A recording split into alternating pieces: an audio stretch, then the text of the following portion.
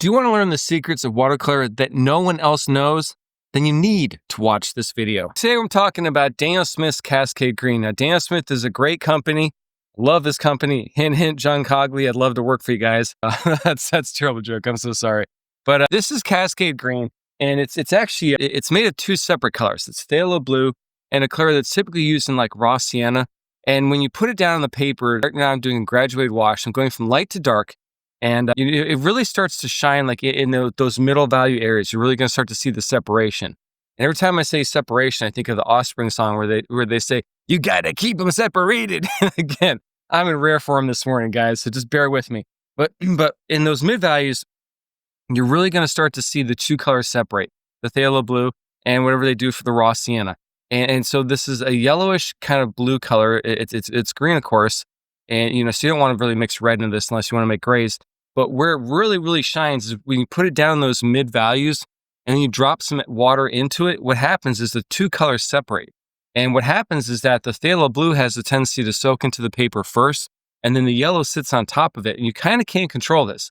And if you work wet and wet, you can really see this effect even better. I'm working wet on dry right now. What I'm doing right now is I'm coming back into this and I'm drying off the paper a little bit. I'm dropping in some blossoms in. Then I'm drying off sections, dropping more water on that to try to encourage this mixing, the separation of the colors.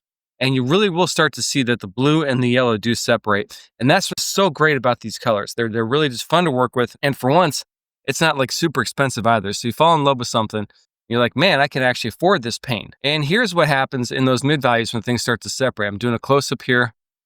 And you really see this amazing granulation. And phthalo blue is one of those colors that is very, very easy to blossom.